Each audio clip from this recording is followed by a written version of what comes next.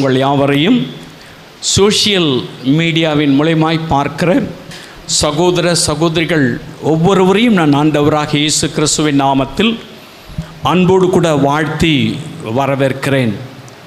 பிரியமானவர்களே, இந்த நாளிலே கர்த்தர் நமக்கு காண்பித்து கொடுத்த வேத பகுதியிலிருந்து நான் உங்களுக்காக விளக்கி ஜெபிக்க விரும்புகிறேன். அது சங்கீதங்களின் புஸ்தகம் 22ஆம் அதிகாரத்தில். எல்லாம் பைபிள் வச்சுருக்கீங்களா? எல்லாம் பைபிள் தரந்து கொஞ்சம் பாருங்கள். பைபிள் இல்லாதவங்க என்கிட்ட கேளுங்க, நான் பைபிள் தரேன். ஹல்லேலூயா.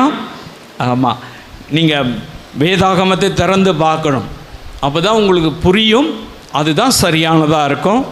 நீங்கள் மண்டையை ஆட்டிட்டு போனீங்கன்னாக்கா ஏமாந்துருவீங்க. வேதத்தை திறந்து பாருங்கள், கர்த்தர் உங்களை ஆசீர்வதிப்பார். அது சங்கீதங்களின் புஸ்தகத்தில் 55ஆம் அதிகாரம் 22ஆம் வசனத்தை வாசித்து பார்க்கும் பொழுது ஆண்டவர் இங்கே நமக்கு ஒரு வாக்குத்தத்தமான வசனத்தை சொல்லுகிறார். எல்லாருக்கும் தெரிஞ்ச வசனம் தான். வாசிக்கலாமா? கர்த்தர் மேல் உன் பாரத்தை வைத்துவிடு. கர்த்தர் மேல் உன் பாரத்தை வைத்துவிடு. அவர் உன்னை ஆதரிப்பார். அவர் உன்னை ஆதரிப்பார். நீதிமானை ஒருபோதும் தள்ளாட ஒட்டார். நீதிமானை ஒருபொழுதும் தள்ளாட ஒட்டார். கர்த்தர் இங்கு அழகாய் நமக்கு ஒரு வாக்கு தத்தம் செய்கிறார். அது என்ன வாக்கு தத்தம் என்று சொன்னால், கர்த்தர் மேல் பாரத்தை வைத்துவிடு, அவர் உன்னை ஆதரிப்பார். நீதிமான் ஒருபொழுதும் தள்ளாட விட்டார் என்று சொல்லி கர்த்தர் நமக்கு சொல்லுகிறார். பிரியமான அன்பு சகோதரனே, சகோதரியே, அநேகருடைய வாழ்க்கையில் அநேக பிரச்சனைகள் வந்து அநேக மனவேதனைகள், கஷ்டங்கள், துக்கங்கள், பலவிதமான வியாதி, இப்படிப்பட்ட பலவிதமான பிரச்சனைகள் நம்மை சூழ்ந்து வரும் பொழுது நம்மை ஆற்றி தேற்றுவதற்கு, நம்முடைய பிரச்சனைகளை புரிந்து கொள்வதற்கு, நம்முடைய கஷ்டங்களை ஷேர் பண்ணி கொள்வதற்கு இந்த உலகத்தில் ஒருவரும் இல்லை. கர்த்தர் நம்முடைய இருதயத்தை அறிந்திருக்கிறபடினால், நம்முடைய பிரச்சனைகளை ஆவியானவர் அறிந்திருக்கிறபடினால் அவர் நமக்கு சொல்லுகிறார், என் மீது வைத்துவிடு, கர்த்தர் மேல் பாரத்தை வைத்துவிடு, அவர் உன்னை ஆதரிப்பேன் சொல்கிறார், உன்னை தள்ளாட விட்டேன் என்று சொல்லுகிறார். இதை யார் சொல்றது அப்படின்னு கேட்டால் தாவீது சொல்லலை. தாவீதுக்குள் இருக்கிற ஆவியானவர், தாவீதின் மூலமாய் கர்த்தர் பேசுகிறார். நம்மை பார்த்து தான் ஆண்டவர் சொல்லுகிறார். ஏதோ ஒரு கஷ்டம், ஏதோ ஒரு நெருக்கம், ஏதோ ஒரு பாடுகள் நம்மை சூழ்ந்திருக்கலாம். நமக்கு அது மிகுந்த வேதனையாக இருக்கலாம். நம்ம பார்த்து தான் சொல்கிறார் கர்த்தர், என் மீது வைத்து விடு அப்படின்னு சொல்லி ஆண்டவர் நம்மை அழைக்கிறார். பிரியமான அன்பு சகோதரனே, சகோதரியே, அவர் இந்த இடத்துல 3 காரியங்களை சொல்வதை நான் ஆவிக்குரிய பிரகாரமாய் அறிந்து கொண்டேன். முதலாவது அவர் சொல்லுகிற காரியம், கர்த்தர் மேல் பாரத்தை வைத்துவிடு. அவர் நமக்கு சொல்லுகிற காரியம், நான் பாரம் சுமக்கிற தேவனாய் இருக்கிறேன். அநேகருடைய வாழ்க்கையில் தாங்களே தாங்கள் பாரத்தை சுமந்து கொள்ள முடியாமல், நடக்க முடியாமல், அல்லது தடுமாற்றத்தோடு கூட வாழ்ந்து கொண்டிருக்கலாம். இயேசு சொல்லுகிறார், கர்த்தர் நமக்கு சொல்லுகிறார், நான் பாரத்தை சுமக்கிறேன் என்று சொல்லி. ஏதோ ஒரு பாரம் நம்மை அழுத்துகிறது இல்லை, ஏதோ ஒரு கஷ்டம் நம்முடைய மனதை நோகடிக்கிறது, ஏதோ ஒரு பாரத்தினாலே தாங்க முடியாதபடி வருத்தம் நமக்கு இருக்கிறது. நமக்காகத்தான் கர்த்தர் சொல்லுகிறார், உன் பாரத்தை என் மீது வைத்து விடு, நான் சுமந்து கொள்ளுகிறேன். ஒரு தகப்பன் தன் பிள்ளையை தோளின் மேல் சுமப்பது போல நம்மை சுமக்கிற தேவன். நீங்கள் பாரம் சுமக்க தேவையில்லை, நான் சுமந்து கொள்ளுகிறேன் என்று சொல்லி கர்த்தர் சொல்லுகிறார். பிரியமானவர்களை, அவர் சுமக்கிற தேவனாயிருக்கிறார். அவர் அப்படியே வேடிக்கை பார்த்துட்டு போகிறதில்ல, படு, வேதனைப்படு, கஷ்டப்படு அப்படி சொல்லி கண்ணை நோண்டுறேன், கையை நோண்டுறேன், காலை வெட்டுறேன், கையை வெட்டுறேன் அப்படியெல்லாம் கிடையாது ஆண்டவர். அவர் நம்மோடு கூட ஷேர் பண்ணி கொள்ளுகிற தேவன். நீங்கள் சுமக்க வேண்டியதில்லை, நான் சுமந்து கொள்ளுகிறேன் அப்படின்னு சொல்லி கர்த்தர் சொல்லுகிறார். பிரியமானவர்களே, அநேகருடைய வாழ்க்கையில் பார்த்தீங்கன்னு சொன்னாக்கா அநேக பாரங்கள் இருக்கிறது, அநேக கஷ்டங்கள் இருக்கிறது. பிரியமான சகோதரனே சகோதரியே, ஒரு தகப்பனுக்குத்தான் தெரியும் தம் பிள்ளைகள் எப்படிப்பட்ட பாரத்தோடு இருக்கிறார்கள், என்ன உங்களுக்கு கஷ்டம் இருக்கிறது, என்ன உங்கள் மனசு வேதனையோடு கூட இருக்கிறாங்க என்பதை அவர் அறிந்திருக்கிறபடினால் ஒரு நல்ல தகப்பனாக இயேசு கிறிஸ்து இருக்கிறார். ஆகையினால்தான் அவர் சொன்னார், ஒரு பிள்ளையை தோளின் மேல் சுமப்பது போல நான் சுமக்கிற தேவன் என்று சொல்லி. இப்படி நம்ம திருவிழாக்கள்லாம் பார்த்தீங்கன்னு சொன்னால் கிராமப்புறங்கள் அந்த நாட்களில் சின்ன பிள்ளைங்களாம் தான் சொல்லி சரி பார்த்துருப்பீங்க நீங்கள். அவங்களெல்லாம் என்ன செய்வாங்கனாக்கா, எவ்வளோ கூட்டம் இருந்தாலும் சரி, எவ்வளோ பெரிய பிரச்சனைகள் நிறைந்த இடமா இருந்தாலும் சரி, தூக்கி கழுத்து மேலே போட்டுக்குவாங்க. அப்படி தூக்கி தோல் மேலே போட்டுக்கிட்டாக்கா அந்த குழந்தை பார்த்தீங்கன்னா எதை பற்றியும் கவலைப்படாது, என்ன நடந்தாலும் கவலைப்படாது, எவ்வளோ கூட்டம் இருந்தாலும் கவலைப்படாது, அது மேலே உட்காந்துட்டு ஜாலியாக பார்த்துட்ருக்கோம். அப்படித்தான் ஒரு உலக பிரகாரமான தகப்பனே அப்படி சுமக்கிறார் என்று சொன்னால், நம்மை அறிந்திருக்கிற தேவன், நம்முடைய வேதனையை புரிந்திருக்கிற தேவன் என் மேலே பாரத்தை வச்சுட்டு நான் சுமந்துக்கிறேன்னு சொல்கிறார்.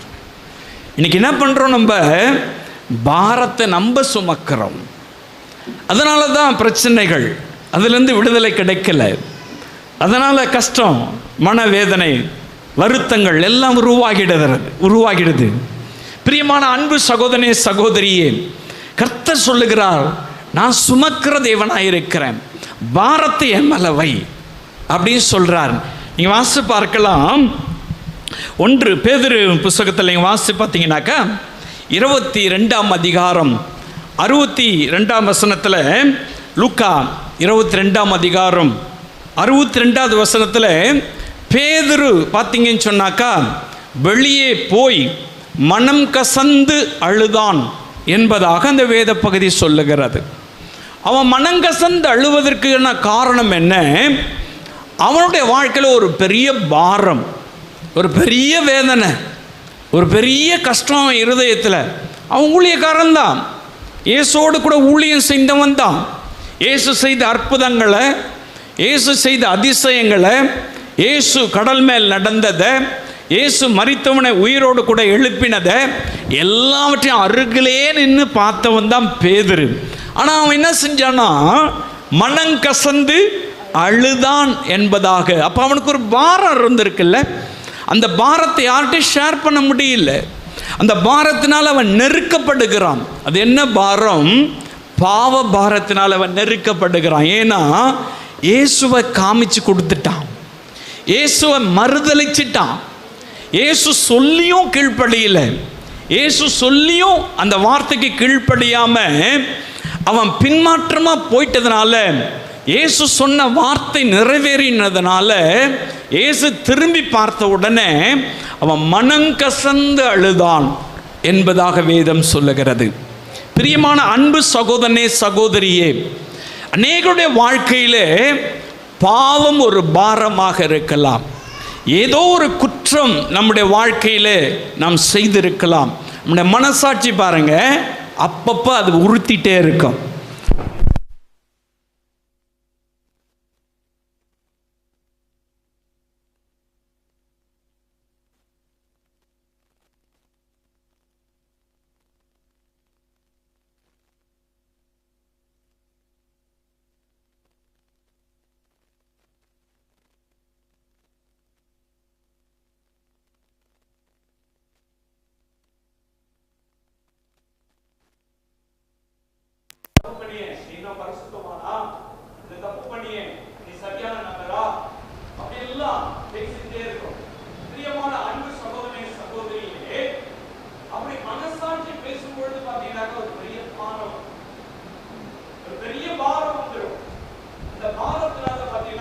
ஒரு மனுஷனுடைய வாழ்விலே சமாதானத்தை இழந்துருவான்.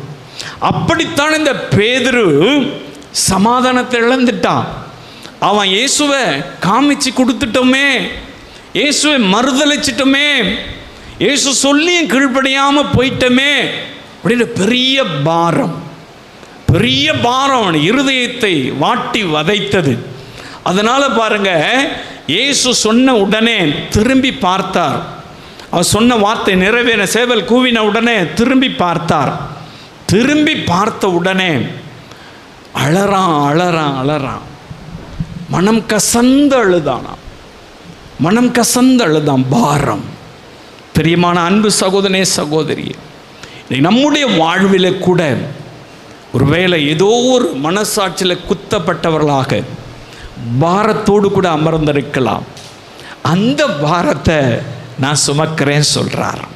அவர் சிலுவையில் நமக்காக பாவத்தை சுமந்தார் என்பதாக ஏசாயா தீர்க்க தரிசன புத்தகம் 53ஆம் அதிகாரத்தில் வாசிக்க முடிகிறது.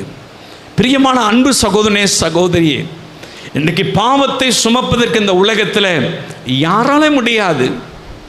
ஒருவரும் அந்த சுமப்பதற்கு ஆயத்தமாய் இல்லை.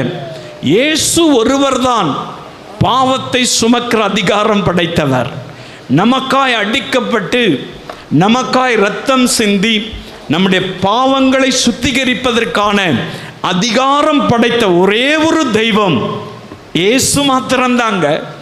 அவர் மாத்திரம்தான் இந்த பாரத்தை சுமக்க முடியும். ஒருவேளை நீங்களும் கூட மனசாட்சியில் குத்தப்பட்டவர்களாக ஏதோ ஒரு காரியம் ஆண்டவருக்கு விரோதமாக செய்துட்டு அதிலிருந்து விடுதலை பெற முடியாமல் மனசாட்சியில் நீங்கள் ஏதோ ஒரு பாரத்தோடு இருந்தீங்கன்னு சொன்னாங்க, இயேசு இன்றைக்கு உங்களுக்கு விடுதலை தருவார். அவர் சுமக்கிறேன் சொல்கிறார். நீங்கள் சுமக்க வேண்டாம். இது வருஷம் ஃபுல்லாக நீங்கள் சுமந்துட்டு இருக்க வேண்டாம். சின்ன வயசில் செஞ்சது இப்போ நீங்கள் பெரியவங்களாயிட்டு இருப்பீங்க, நீங்கள் சுமக்க வேண்டிய அவசியம் கிடையாது. ஒரு சமயம் எங்களுடைய தகப்பனார் வீட்டில் இருந்தார். அந்த சமயத்தில் நானும் வீட்டில் இருந்தேன். ஒரு நபர் வேகமாய் ஓடி வந்தார். அவர் யாருன்னு தெரியாது, வேகமாக வந்தார். திடீர்னு வீட்டுக்குள்ளே நுழைஞ்சி எனக்காக ஜோம் பண்ணுங்க அப்படின்னு சொன்னார். நான் கேட்டேன், நீங்கள் எங்கேருந்து வரீங்க, நீங்கள் யாருன்னு கேட்டேன். அவர் ஒன்றும் பதில் சொல்ல மாட்டார். ஜோம் பண்ணுங்க, எனக்காக ஜோம் பண்ணுங்க அப்படின்னு சொன்னார். அப்போ நான் மறுபடியும் கேட்டேன், நீங்கள் எங்கேருந்து வரீங்க அப்படின்னு சொன்னோடனே அவர் சொன்னார், நான் ராமேஸ்வரத்துலேருந்து வர்றேன். சார், ராமேஸ்வரத்துலேருந்து வர்றீங்களா, என்ன விஷயம் அப்படின்னா, நான் பாவம் செஞ்சுருக்கிறேன், அந்த பாவத்துக்கு விமோச்சனம் தேடுறேன், அந்த பாவத்திலேருந்து விடுதலை வேணும், அது என்னை உறுத்திக்கிட்டே இருக்குது, என்னால் நிம்மதியாக இருக்க முடியல, என்னால் சமாதானமாக இருக்க முடியல, எனக்காக ஜெபம் பண்ணுங்க அப்படின்னு சொன்னார். நான் இயேசுவை பற்றி சொன்னேன். இயேசு தான் மன்னிக்கிற தேவன், இயேசு தான் ரட்சிக்கிற தேவன், இயேசு தான் நம்முடைய பாவங்களை சிலுவையில் சுமந்தார். அவர் உங்களுடைய பாவங்களை எல்லாம் நீக்கி சுத்திகரிப்பதற்கு அவர் வல்லவராக இருக்கிறான்னு ரட்சிப்பின் செய்தியை சொல்லி அவருக்காக ஜெபித்தேன். அவர் சமாதானத்தோடு கூட கடந்து போனார். பிரியமான அன்பு சகோதரனே, சகோதரியே, அது பெரிய பாரம். அவர் பாருங்க, ராமேஸ்வரத்துலேருந்து திண்டிவனம் வரலாம் வந்திருக்கிறார். சென்னைக்கு போகிறார். அவர் எல்லா இடங்களையும் பார்த்துட்டு போகிறார். அவருக்கு மனசில் அவ்வளோ வேதனை, அவ்வளோ கஷ்டம், அந்த பாரம் அது வெளியில் யாரும் சொல்ல முடியாது, வெளியில் அவர் ஷேர் பண்ணிக்க முடியாது. அந்த பாரம் நீங்கணும்னு முயற்சி எடுக்கிறான் மனுஷன், உழுந்து புரள்றான், எங்கெங்கேயோ குளிச்சு எழுந்திருக்கிறான், மொட்டையடிச்சுக்கிறான், உருள்றான், என்னென்னோ காரியத்தை செய்கிறான். ஒரு பொழுதும் விமர்சனம் கிடைக்காது. இயேசு ஒருவர் தான் நமக்காக பாவத்தை சுமந்தார். அவர் ஒருவர் தான் நம்முடைய பாவத்திலிருந்து நம்மை விடுதலை செய்ய முடியும். ஒருவேளை நாமும் கூட அந்த பாரத்தோடு கூட இருக்கலாம். அந்த பாரத்தை இயேசு இன்றைக்கு சுமக்கிறேன்னு சொல்கிறார். சிலருடைய வாழ்க்கையில் பார்த்தீங்கன்னா பாரம், கடன் வாங்கிட்டா பெரிய பாரங்க, கடன் வாங்கிட்ட பெரிய பாரம். நீதிமொழிகளின் புஸ்தகத்தில் 22ஆம் அதிகாரத்தில் 7ஆம் வசனத்தில் வாசித்து பார்த்தீங்கன்னாக்கா அந்த வேதவாதி இப்படியா சொல்லுகிறது பாருங்க, வாசிக்க கேட்கலாம். நீதிமொழிகள் 22ஆம் அதிகாரம் 7ஆம் வசனம் வாசிங்க. ஐஸ்வர்யவான் தரித்திரனை ஆளுகிறான், கடன் வாங்கினவன் கடன் கொடுத்தவனுக்கு அடிமை. கடன் வாங்கினவன் கடன் கொடுத்தவனுக்கு அடிமை. அப்ப பாருங்க, ஒரு பெரிய பாரம். எங்கன்னா கடன் வாங்கிட்டோம்னாக்கா எப்படி திருப்பி கொடுக்கறது, எப்படி அந்த கடனை அடைக்கிறது, அப்படி அடிமையா இருக்கிறோமே, தலகுனிவா இருக்குதே, மாசம் மாசம் வந்து நின்னுறானே, எப்படி அதை அடைப்பது, அவமானம் தாங்க முடியலையே, பாடுகள், உபத்திரம், அதனால் நிறைய பேர் அதனால் செத்தே போயிடுறான். பாருங்கள், கடன் வாங்கிட்டு திருப்பி கொடுக்க முடியாமல் சூசைட் பண்ணிக்கிறாங்க, தற்கொலை பண்ணிக்கிறாங்க. செய்தியில் அனுதினமும் நம்ம பார்க்கலாம். ஏன்னா அந்த பாரம் சுமக்கிறவனுக்கு தான் தெரியும் அது எவ்வளோ பெரிய பாரம், எவ்வளோ பெரிய கஷ்டம் அப்படின்னு சொல்லிட்டு. சிலர் பார்த்தீங்கன்னா நாட்டை விட்டு ஓடிடுறான். இந்த நாட்டில் வாழ முடியல, நாட்டை விட்டே ஓடி வீடெல்லாம் காலி பண்ணின்னு சொந்தங்களெல்லாம் விட்டு ஓடி தலைமறைவாக கிடக்கிறான். எவ்வளோ பெரிய பணக்காரன் இல்லை, பாரம் அவனால் தாங்க முடியல, ஓடியே போயிடுறான். பிரியமான அன்பு சகோதரனே, சகோதரியே, இன்னைக்கு ஒருவேளை நீங்கள் அந்த பாரம் சுமக்க முடியாமல் இருக்கலாம், அந்த பாரத்தோடு நீங்கள் இருக்கலாம். ஐயோ, என்ன செய்ய போகிறோம் தெரியலையே, எப்படி ஃபேமிலி ரன் பண்ண போகிறோம் தெரியலையே, இந்த பாரத்தை எப்படி நான் இறக்கி வைப்பேன் அப்படி சொல்லி நீங்கள் ஒருவேளை வேதனையோடு கூட இருக்கலாம். கர்த்தர் சொல்கிறாரு, பாரத்தை என் மேலே வச்சிரு, பாரத்தை என் மேலே வச்சிரு அப்படின்னு சொல்கிறாரு. அவர் பாரம் சுமக்கிற தேவன். ஹல்லேலூயா. அவர் எப்படிப்பட்ட தேவன் நீங்கள் ஆராதிக்கிறீங்க? நம்முடைய பாரத்தை சுமக்கிறவராக இருக்கிறார். நின்று வேடிக்கை பார்க்கிறவர் அல்ல, அதை தானே சுமந்து கொள்ளுகிறவராய் அவர் இருக்கிறார். நிறைய பேருக்கு பார்த்தீங்கன்னாக்கா வியாதினால் வருத்தம் வரும். வியாதி வந்துச்சாக்கா அவன் சந்தோஷமாக இருக்க முடியாது. வியாதியினால் பாருங்கள் மனசு ரொம்ப வேதனையாக இருக்கும். ஒரு முறை ஹாஸ்பிட்டலில் போய் பாருங்களேன், பெரிய பெரிய ஹாஸ்பிட்டல் எல்லாம் சிஎம்சி மருத்துவமனை மாறி இருக்கிற மருத்துவமனையில் போய் பாருங்களேன். அங்கே போனீங்கன்னாக்கா என்ன தெய்வம் வேணுமானாலும் வேண்டிக் கொள்வாங்க. அவங்க பாரத்தை யாருன்னா ஷேர் பண்ணணும், எப்படின்னா விடுதலை கிடைக்கணும், எப்படின்னா ஏதாயிலும் ஒரு விடுதலை கிடைக்காதா. சில டாக்டர் காலில் விழுந்து அழுவான், அவன் பாரத்தை ஷேர் பண்ண முடியாது, எல்லாத்தையும் செலவு பண்ணிட்டு நிற்பாங்க, வியாதி சுகமாகாது. மிகப்பெரிய பாரம், மிகப்பெரிய வருத்தம். அநேக குடும்பங்கள் அப்படி இருக்கு, அந்த பாரம் தாங்க முடியல. இயேசு கிறிஸ்து தான் நமக்காக சிலுவையில் 39 அடிகள் வாரினால் அடிக்கப்பட்டு அவருடைய தழும்புகளால் நாம் சுகமாகிறோம். அதனால் தான் அவர் சொல்றாரு, வருத்தப்பட்டு பாரம் சுமக்கிறவர்களே நீங்கள் எல்லாரும் இடத்தில் வாருங்கள், நான் உங்களுக்கு இளைப்பாறுதல் தருவேன் என்று சொல்லி அவர் பாரம் சுமக்கிற தேவனாயிருக்க. அவங்க வருத்தத்தை நான் சுமக்கிறேன்னு சொல்றார். ஏதோ ஒரு வருத்தம், குடும்பத்தில் சமாதானம் இல்லாமல், குழந்தை பாக்கியம் இல்லாமல், திருமணம் நடக்காமல், சரியாக வேலை கிடைக்காமல், அல்லது ஏதோ ஒரு பாரத்தினாலே நீங்கள் வருத்தத்தோடு கூட இருக்கலாம். உங்களை பார்த்து தான் ஆண்டவர் சொல்றாரு, பாரத்தை நான் சுமந்து கொள்றேன்றாரு. கர்த்தர் மேல் பாரத்தை வைத்து விடு, நான் பாரம் சுமக்கிற தேவன். எந்த பாரத்தில் நீங்கள் வந்திருந்தாலும் சரி, இயேசு அந்த பாரத்திலிருந்து உங்களை விடுதலை ஆக்கி அவர் சுமந்து கொண்டு நம்ம ஃப்ரீயாக விடுற தேவன் தான் இயேசு கிறிஸ்து. ஹல்லேலூயா. ஆமாம், அவர் 2வது அந்த வேத பகுதி சொல்லுகிறது பாருங்க, கர்த்தர் மேல் உன் பாரத்தை வைத்து விடு, அவர் உன்னை ஆதரிப்பார். ஹல்லேலூயா. 2வது அவர் சொல்றாரு, நான் உன்னை ஆதரிக்கிறேன்னு சொன்னா நான் உன்னை ஆறுதல் படுத்துகிறேன், நான் உன்னை கம்ஃபர்ட் பண்ணுறேன், நான் உன்னை ஆற்றி தேற்றுகிறேன். இந்த உலகத்தில் யாரும் ஆறுதல் சொல்லுவதற்கு நமக்கு இல்லை. எல்லாம் நம்ம வேதனைப்படுற நேரத்தில் இன்னும் கொஞ்சம் கூட்டுவாங்க, இன்னும் கொஞ்சம் எதாயிலும் ஒன்று சொல்லி இன்னும் காயப்படுத்துவாங்க, இன்னும் வேதனை தான் பெருகும், இன்னும் கஷ்டம்தான் பெருகும், இன்னும் பிரச்சனைகள் தான் பெருகும். கர்த்தர் சொல்றாரு, நான் உன்னை ஆதரிக்கிறேன். நீ என்ன தப்பு பண்ணியிருந்தாலும் சரி, நீ என்ன கஷ்டத்தின் மத்தியில் இருந்தாலும் சரி, நான் உனக்கு சப்போர்ட் பண்ணுறேன், நான் உன் கூட இருக்கிறேன், நான் உன் கரம் பிடித்து நடத்துகிறேன். நீ ஏன் கவலைப்படுற? உன் பாரத்தை நீ ஏன் சுமக்கிற? நீ ஏன் வேதனையின் மத்தியில் இருக்கிற? நான் உன்னை ஆறுதல் படுத்துகிறேன். 2வது, அவர் எப்படிப்பட்ட தேவனாக இருக்கிறார்? நம்மை ஆறுதல் படுத்துகிற தேவன். அவர் பாரம் சுமக்கிறது மாத்திரம் கிடையாது, நம்மை ஆறுதல் படுத்துகிற தேவன். ஹல்லேலூயா. ஏசாயா தீர்க்கதரிசன புஸ்தகம் நீங்கள் வாசித்து பார்க்கலாம், 66ஆம் அதிகாரம் 13ஆம் வசனத்தில் வாசிக்கும் பொழுது அவர் எப்படிப்பட்ட தேவன் என்பதாக அந்த வேத பகுதி சொல்லுகிறது பாருங்க, வாசிக்கலாம். ஒருவனை அவன் தாய் தேற்றுவது போல், ஒருவனை அவன் தாய் தேற்றுவது போல் நான் உங்களை தேற்றுவேன், நான் உங்களை தேற்றுவேன். ஹல்லேலூயா. அவர் அப்படித்தான் நம்மை ஆறுதல் படுத்துகிறார். ஒரு தாய் தம் பிள்ளை என்ன தப்பு பண்ணியிருந்தாலும் விட்டே கொடுக்க மாட்டாங்க. பாருங்க, அவன் கொலைகாரனா இருந்தா கூட சரி, என் பிள்ளைக்கு நான் சப்போர்ட்டாக இருப்பேன். அப்படிதான் இந்த உலகத்தில் ஒரு தாய் இருப்பாங்க.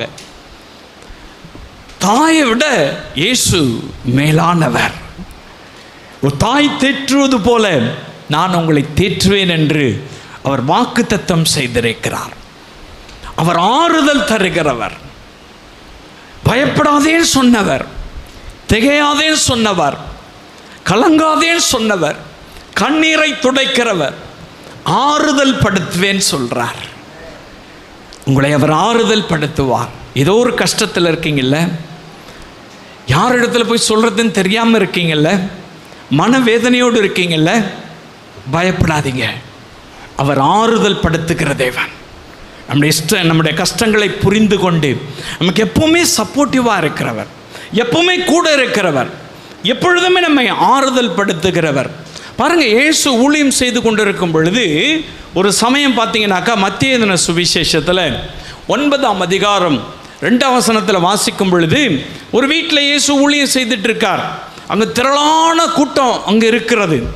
அந்த திரளான கூட்டத்தின் நடுவில் பார்த்தீங்கன்னாக்கா ஒரு திமிர்வாதக்காரனை கொண்டு வந்து வைக்கிறாங்க. அது எப்படின்னா, மேலே இருந்து அவனை பிரித்து அவனை அந்த ஓட்டு வழியாக கீழே இறக்கி இயேசுக்கு முன்னாடி படுக்க வச்சுட்டாங்க.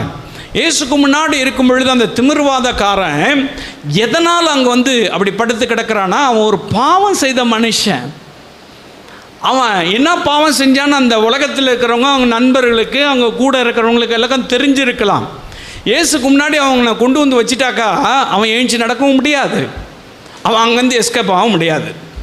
பாருங்கள், அவன் இருதயெல்லாம் பக்கு பக்குன்னு அடிச்சிருக்கும். ஏன்னா இயேசு ஒரு தீர்க்கதரிசின்னு தெரியும், இயேசு எப்படிப்பட்டவர்னு தெரியும். அவன் இருதயெல்லாம் பக்கு பக்குன்னு பயமாக இருக்குது. இந்த இயேசு என்னை துரத்தி விட்டா நான் என்ன பண்ணுறது, இந்த இயேசு எல்லாம் முன்னாடி என்னை அவமானப்படுத்திட்டா நான் என்ன பண்ணுறது, இப்படி கொண்டு வந்து என் முன்னாடி வச்சுட்டாங்களே, இயேசு முன்னாடி வச்சுட்டாங்களே. அவன் இருதயெல்லாம் ரொம்ப பதபதப்பாக இருந்திருக்கு, ரொம்ப வேதனையின் மத்தியில் இருந்திருப்பான். அவனை பார்த்து இயேசு சொல்கிறார், மகனே திடன்கொள் அப்படி சொல்கிறார். ஹல்லேலூயா. யார் அவன்? பாவியான மனுஷன். பாவத்தினால் அந்த வியாதி வந்திருக்கிறது. பாவத்தினால அவன் எழும்பி நடக்க முடியாதவனாக இருக்கிறான், மிகுந்த பாரத்தோடு கூட இருக்கிறான். அவனுக்கு ஆறுதலாக இயேசு சொல்றார், அவனை ஆறுதல் படுத்துகிறார். இயேசு எப்படி ஆறுதல் படுத்துகிறார்? நீ பயப்படாத, திடன்கொள் மகனேன்னு சொல்றார். அவன் பாவியான மனுஷன் தானங்க, பாவத்தினால தான் இந்த வியாதி வந்துச்சு. அவன் பார்த்து சொல்றான், அவன் பாவங்கள் உனக்கு மன்னிக்கப்பட்டது, எழும்பி நடன்னு சொல்றார். அந்த வியாதி எதனால வந்தது? பாவத்தினால வந்தது. இயேசு பாவத்தை மன்னிச்ச உடனே அந்த வியாதி போயிடுச்சு. அவர் மன்னிக்கிறதுக்கு முன்னாடி அவனை பார்த்து மகனே திடன்கொள் சொல்றார். இதுதான் ஆறுதல், இதுதான் ஆறுதல். உங்களை பார்த்தோம் ஆண்டவர் அப்படிதான் சொல்றார். இந்த உலகத்தில் நம்ம பார்த்து இவன் பொல்லாத மனுஷன் சொல்லலாம், பொல்லாத மனுஷன் சொல்லலாம். ஆமாம், இவங்க செய்த தப்பு தான் இப்படி கஷ்டப்படுறாங்க, இவங்க எதை விதைச்சாங்களோ அதை தான் அறுத்துட்டு இருக்காங்க. இந்த உலகத்தில் இருக்கிறவங்க சொல்லலாம், இவங்க ஆண்டவரை தேடுறேன்னு சொல்லி போய் என்ன பிரயோஜனம், அதே வியாதியில் அப்படி தான் இருக்காங்க, அந்த கஷ்டம்தான் பட்டுட்டு இருக்காங்க, அந்த பாரத்தோடு தான் இருக்காங்க, ஒன்றும் நடக்கலை அப்படின்னு இந்த உலகத்தில் இருக்கிறவங்க சொல்லலாம். இயேசு நம்ம பார்த்து சொல்றாரு, மகனே மகளே திடன்கொள். இந்த உலகம் என்ன வேணா சொல்லலாம், என்ன பட்டவனா உனக்கு சுட்டலாம், என்ன வேண்டுமானால் இந்த உலகத்தில் இருக்கிறவங்க பேசலாம். கர்த்தர் அறிந்திருக்கிறபடினால் அவர் நம்மை கம்ஃபர்ட் பண்றார், நம்மை ஆறுதல் படுத்துகிறார். அவர் நம்மை ஆறுதல் படுத்துகிற தேவன். பாருங்க, இந்த மனுஷன் ஆறுதல் படுத்துறாரு. அப்பவே பாதி வியாதி அவனை சுகமாயிடுச்சு. இயேசு என்ன மகனேன்னு கூப்பிட்டுட்டாரு. இயேசு திடன்கொள், பயப்படாத என்ற அர்த்தம் திடன்கொள், ஹாப்பியாரு, நீ ஏன் பயப்படுற, பதறாத, கலங்காத அப்படி சொல்லி அவன்கிட்ட பேசுறார் கர்த்தர். திடன்கொள் அப்படின்னு சொல்றாரு. இப்போ பாருங்க, அவனுக்கு இருந்த வியாதி பாதி சுகமாயிட்டு இருக்கும். அப்புறமா இயேசுவும் பாவங்கள் மன்னிக்கப்பட்டு ஏஞ்சி நடன்னு சொன்ன உடனே ஏஞ்சி நடக்க ஆரம்பிச்சிட்டான். ஹல்லேலூயா. என் அன்பு சகோதரனே சகோதரி, ஏதோ ஒரு வருத்தம், ஏதோ ஒரு காரியத்தில் ஆறுதலை தேடி போறீங்களா? ஆறுதல் இல்லாமல் இருக்கிறீங்களா? கர்த்தர் சொல்றாரு, கர்த்தர் மேல் பாரத்தை வைத்து விடு, அவர் உன்னை ஆதரிப்பேன் சொல்றார். நான் உன்னை ஆறுதல் படுத்துகிறேன். இயேசு உங்களை ஆறுதல் படுத்துவார். இந்த உலகம் கலங்கடிக்க செய்திருக்கலாம், சத்துரு கலங்கடிக்க செய்திருக்கலாம், ஏதோ ஒரு காரியத்திலே சமாதானத்தை இழந்திருக்கலாம், ஏதோ ஒரு காரியத்தில் நிம்மதி இழந்திருக்கலாம், ஏதோ ஒரு காரியத்தில் ஆறுதல் இல்லாமல் மன தெளிவு இல்லாமல் அலைமோதி கொண்டிருக்கலாம். உங்களை பார்த்து தான் கர்த்தர் சொல்றாரு, உங்களை பார்த்து தான் ஆவியானவர் சொல்றாரு, பயப்படாதீங்க, நான் உங்களுக்கு ஆறுதலாக இருக்கிறேன், நான் உங்களை ஆற்றி தேற்றுகிறேன். கர்த்தர் மேல் பாரத்தை வைத்து விட, அவர் உங்களை ஆதரிப்பார். அவர் ஆதரிக்கிற தேவன். எல்லா காரியத்திலும் நமக்கு சப்போர்ட் பண்ணுறேன்னு சொல்கிறார். Very simple. எல்லா காரியத்திலும் நான் உங்களுக்கு சப்போர்ட் பண்ணுறேன். அதே சமயத்தில் அவர் எல்லா காரியத்தையும் சப்போர்ட் பண்ணுறாரு தான், இல்லைன்னு சொல்லலை. ஆறுதல் படுத்துகிறாரு இல்லைன்னு சொல்லலை.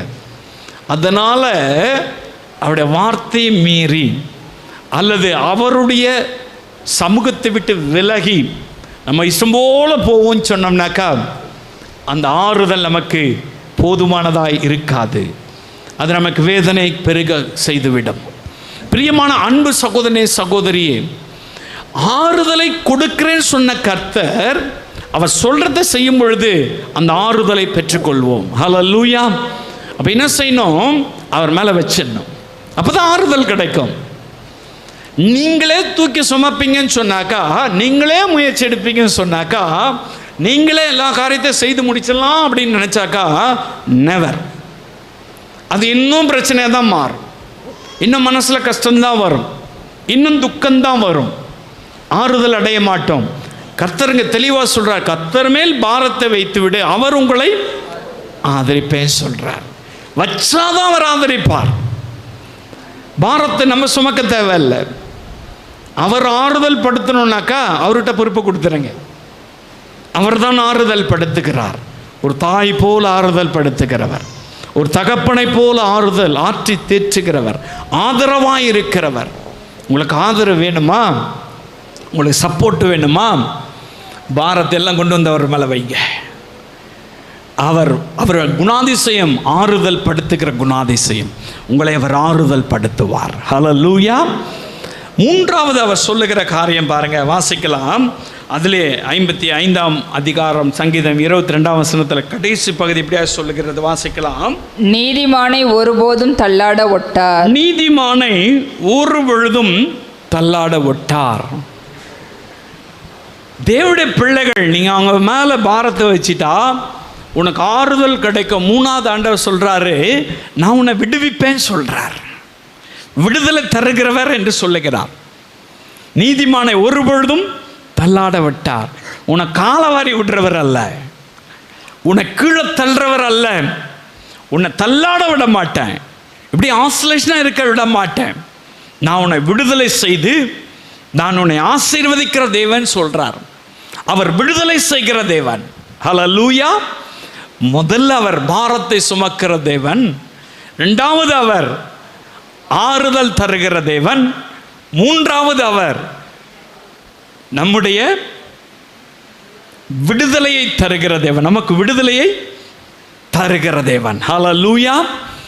பாருங்க, நீங்க வாசித்து பார்க்கலாம். தானியேலின் புஸ்தகத்தில் 3ஆம் அதிகாரத்தில் 16-17 வசனங்களிலே இங்கே சாத்ராக், மேஷாக், ஆபேத் நேகு என்று சொல்லுகிற 3 வாலிபர்கள் இருக்கிறாங்க.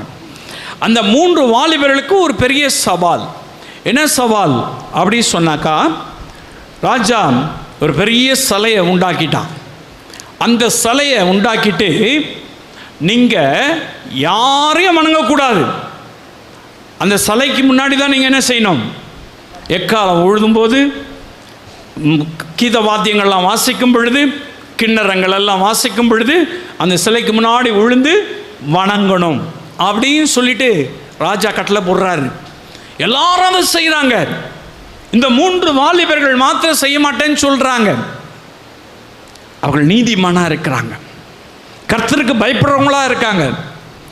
இந்த சொரூபத்துக்கு முன்னாடிலாம் நான் வணங்க மாட்டேன், நீங்கள் சொல்கிற காரியத்தெல்லாம் நான் செய்ய மாட்டேன், இதெல்லாம் எங்களுக்கு தேவையில்லை, அப்படி திட்டம் தெளிவுமாக இருக்காங்க. ராஜா கட்டளை என்ன கட்டளை, அப்படி மீறினாக்கா சூடாக்கப்பட்ட சூளையில் கொண்டு போயிட்டு அக்னி சோலையில் அவங்கள போட்டு சாகடிக்கணும் அப்படின்றது கட்டளை, ராஜாவுடைய கட்டளை அது.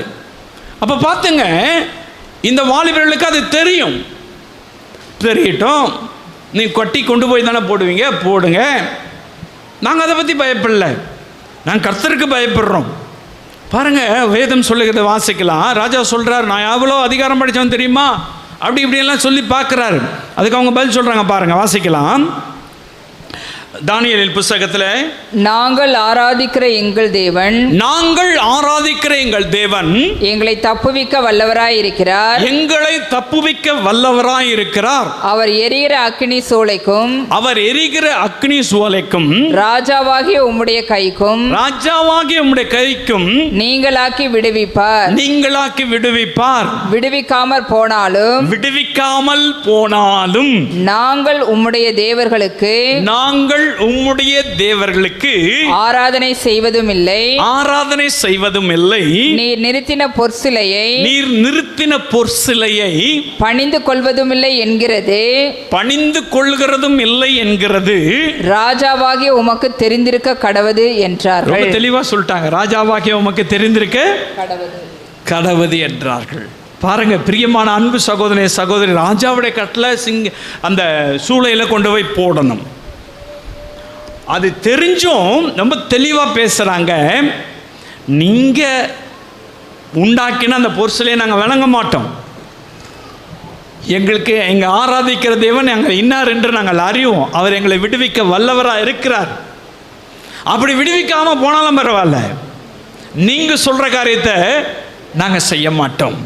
அப்படி ஸ்டப்பர்னா, அவ்வளவு மன வலிமையோடு, அவ்வளவு பரிசுத்த சிந்தையோடு கூட நாங்கள் ஆராதிக்கிற தேவன் எப்படிப்பட்டவர் என்பதை அறிந்து அவங்க அப்படியே நின்னாங்க. பாருங்க பிரியமான அன்பு சகோதரனே சகோதரியே, நடந்த நிகழ்ச்சி அவங்களை கொண்டு போய் அந்த சூளையில் கொண்டு போய் போடுறாங்க, ராஜா கட்டளையிடுறாரு. ஆனால் பார்த்தீங்கன்னாக்கா அவங்க ஜாலியாக உலாவிட்டு வராங்க. ஒரு சதமும் அவங்களுக்கு வரல. 4வது நபராக ஆவியானவர் உலாவுறாரு, ஒரு சதமும் வரல. அவங்கள அப்படியே வெளியில் அப்படியே கொண்டு வர்றாங்க. அவங்க முடி கூட கருகி போகவில்லைன்னு வசனம் சொல்லுது. ஒன்றுமே ஆகலை அவங்களுக்கு. அவங்கள கட்டி வச்சுருந்தாங்கல்ல, அந்த கயிறு மட்டும் எரிஞ்சிருச்சு. கட்டி தானே கொண்டு போய் போட்டாங்க, கையும் காலையும் கட்டி தானே கொண்டு போய் போட்டாங்க. அந்த காலில் இருக்கிற கட்டும் கையில் இருக்கிற கட்டும் மட்டும் என்ன ஆயிடுச்சு, எரிஞ்சிருச்சு. பிரியமானவர்களே, நீதிமானை ஒரு பொழுதும் தள்ளாட விட்டார். அவர் விடுவிக்கிற தேவன். ஒருவேளை நீங்கள் ஆண்டவருடைய சமூகத்தில் ஆண்டவருக்காய் நிற்பதனால் ஏதோ ஒரு பாரம் உங்களுக்கு வந்திருக்கலாம். நீங்கள் ஆண்டவரை ஏற்றுக்கொண்டதனால் வீட்டில் புறக்கணிக்கப்பட்டிருக்கலாம். நீங்கள் இயேசுவை சொந்த இரட்சகராக ஏற்றதனால் சமுதாயத்தில் புறக்கணிக்கப்பட்டிருக்கலாம். சில சலுகைகளை இழந்திருக்கலாம். இயேசு கிறிஸ்துவை சொந்த இரட்சகராக ஏற்றுக்கொண்டதனால பாடுகளின் வழியாய் நீங்கள் வரலாம், உபத்திரவங்கள் வழியாய் நீங்கள் கடந்து வரலாம். நீதிமானை ஒரு பொழுதும் அவர் தள்ளாட விட்டார். நீங்கள் கர்த்தருக்காய் நிற்கும் பொழுது அவர் எந்த சூழ்நிலையும் நம்மை தள்ளாட விட மாட்டார். அவர் எல்லாவற்றிலும் நம்மை விடுவிக்கிற தேவனாய் இருக்கிறார். எல்லா சூழ்நிலையிலும் நம்மை விடுவிக்கிற தேவனாய் இருக்கிறார். ஹல்லேலூயா. உங்களை அவர் விடுதலை செய்வார். அவர் உங்களை விடுவிக்கிற தேவனான் என்று சொல்லி அவர் நமக்கு வாக்குத்தத்தம் செய்கிறார். கர்த்தர் மேல் பாரத்தை வைத்து விடு, அவர் உன்னை ஆதரிப்பார். நீதிமானை தள்ளாட விட்டார். நீ ஆண்டவருக்காக நிற்கிறீங்கல்ல, இயேசுக்காக வாழணும்னு சொல்லி தீர்மானம் பண்ணியிருக்கீங்கல்ல, இயேசுக்காய் பரிசுத்தமாக இருக்கணும்னு சொல்லி தீர்மானம் பண்ணியிருக்கீங்கல்ல, இயேசுடைய சத்தியத்தின்படி நடக்கணும்னு சொல்லி தீர்மானம் பண்ணியிருக்கீங்கல்ல, உங்களை ஆண்டவர் ஒரு பொழுதும் தள்ளாட விட்டார். உங்களை விடுதலை பண்ணி அவர் ஆசீர்வதிக்கிற தேவன். எந்த சூழ்நிலையிலும் அவர் விடுதலை தருவார். ஹல்லேலூயா. அதான் வாக்குத்தத்தம். அப்போ என்ன செய்யணும்? பாரத்தை எல்லாம் என்ன பண்ணணும்? கொண்டு போய் ஏசப்பா மேலே வச்சிடணும். ஹல்லேலூயா. அப்படி வச்சாதான் ஆண்டவர் இந்த வாக்குத்தத்தத்தை நிறைவேற்றி கொடுப்பார். பாரத்தை நம்மளே சுமந்துட்டு இருந்தாக்கா என்ன பண்ண முடியாது? இந்த வாக்குத்தத்தத்தை சொந்தமாக்க முடியாது. ஹல்லேலூயா. பாருங்கள், சிலருடைய வாழ்வில் பார்த்தீங்கன்னாக்கா எல்லா ஆவிக்குரிய ஜீவியத்தில் இருப்பாங்க, நிறையா ஜெபம் பண்ணுவாங்க, வேதத்தை வாசிப்பாங்க, ஆராதனைக்கு போவாங்க, எல்லாம் செய்வாங்க. ஆனால் ஏதோ ஒரு கவலை, ஏதோ ஒரு பாரம், ஏதோ ஒரு கஷ்டம் இருதயத்தில் இருந்து கொண்டே இருக்கும். அது என்ன காரணம் கேட்டிங்கனாக்கா, இப்போ நம்ம ஊரில் அந்த நாட்கள்லாம் மாட்டு வண்டி இருந்துச்சு. பார்த்துருக்கீங்களா? மாட்டு வண்டியில் ஏறி உட்காந்துட்டு போனாக்கா காசு கொடுத்தாக்கா கொண்டு போயிட்டு ஒரு இடத்துல விடுவாங்க. நம்ம தேவையான இடத்துல கொண்டு போய் விடுவாங்க. ஏறி உட்காந்துக்குவோம் இல்லையா? அந்த மாட்டு வண்டியில் போகும் பொழுது பார்த்திங்கன்னா நம்முடைய பாரங்களை எல்லாம் அந்த வண்டியில் வச்சுட்டு நம்ம என்ன செய்வோம்? போவோம்.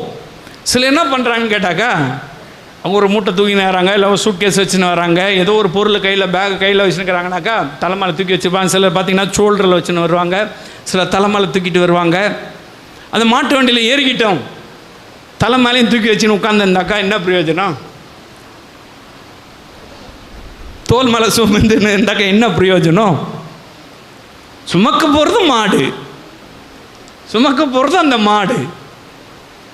நீ தலை மேலே தூக்கி வச்சிருந்தாலும் ஒன்று தான், கீழே இறக்கி வச்சாலும் ஒன்று தான். தலை மேலே தூக்கி வச்சிருந்தா உனக்கு தான் பாரம், உங்களுக்கு தான் கஷ்டம்.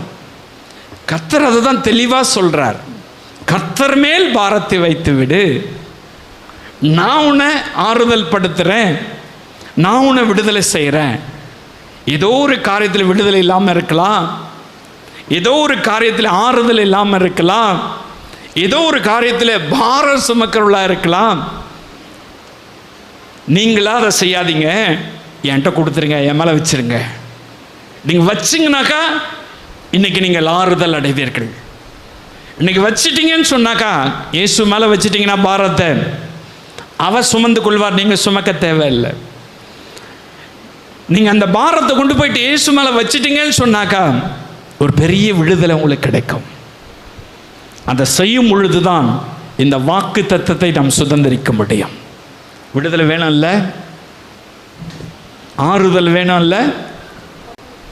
ரொம்ப மனசு பாரமாக இருக்குல்ல, அவங்க சொன்ன வார்த்தைகள் அல்லது உலக காரியங்கள் நம்முடைய மனதை ரொம்ப பாதிச்சிருக்குல்ல, எல்லாத்தையும் இயேசு மேலே வச்சுருங்க, நான் சுமந்து கொள்கிறேன்னு சொல்கிறார். விசுவாசிக்கிறீங்களா? விசுவாசிக்கிறீங்களா? பாரத்தை அவர் மேலே வைக்கிறதுக்கு ரெடியா? இப்போ ஆண்டவர் உங்களை விடுதலை செய்யறதை நீங்கள் பார்ப்பீங்க. இப்போ ஆண்டவர் சுகம் தரத்தை நீங்கள் பார்ப்பீங்க. இப்போ நீங்கள் ஆறுதல் அடைவதை நீங்கள் பார்ப்பீங்க. எல்லாம் எழும்பி நின்று ஆண்டவருடைய சமூகத்தில் பாருங்க, நம்முடைய பாரத்தெல்லாம் இறக்கி வைக்க போகிறோம். பாரத்தெல்லாம் இறக்கி வைக்க போகிறோம். ஏதோ ஒரு பாரம் உடைய உள்ளத்தை வாட்டி வதைக்குது இல்லை, பாரத்தோடு இருக்கீங்கள, இந்த பாரத்தை எல்லாம் இயேசுக்கு முன்னாடி கொண்டு வாங்க. அவர் சிலுவையிலே நமக்கு எல்லாவற்றையும் சுமந்து தீர்த்துட்டார். அவர் சிலுவையிலே எல்லா பாரத்தையும் நமக்காக சுமந்து தீர்த்துட்டார். அவர் சிலுவை நோக்கி பார்த்த, ஆண்டவரே இந்த பாரத்தோடு இருக்கிற, இதில் ஆறுதல் இல்லாமல் இருக்கிற, இதில் சமாதானம் இல்லாமல் இருக்கிறேன், ஆண்டவரே இந்த காரியத்தில் விடுதலை இல்லாமல் இருக்கிறேன், உங்கள் மேலே நான் வச்சிட்றேன். இந்த வசனத்தின்படி நீங்கள் பேசின காரியத்தின்படி உங்கள் மேலே வச்சிட்றேன் அப்படியே சொல்லி ஏசப்பா பார்த்து, நீங்கள் இதுவரை சுமந்ததெல்லாம் போதும், ஒரு பிரயோஜனமே இல்லை, அந்த பாரத்தை எல்லாம் தூக்கி அவர் மேலே வைங்க. அப்படியே விசுவாசித்து வைங்க. இப்போ நீங்கள் ஆசீர்வதிக்கப்படுவீங்க. இந்த சோஷியல் மீடியாவில் மூலமாய் பார்க்குற இந்த அன்பு சகோதர சகோதரியோடு நீ பேசியிருக்கிற தயவுக்காக ஸ்தோத்திரம். இயேசுவே, நீர் அப்பொழுது அவர்களை விடுதலை செய்யுங்க. இயேசுவே, நீர் அவர்களை இப்பொழுதே கர்த்தாவே ஆறுதல் படுத்துங்க. அவருடைய பாரங்களை எல்லாம் நீக்கி ஒரு ஆறுதலையும் சமாதானத்தையும் கட்டளையிடும்படியாய் ஜெபிக்கிறேன். இயேசுவின் நாமத்தில் நல்ல பிதாவே.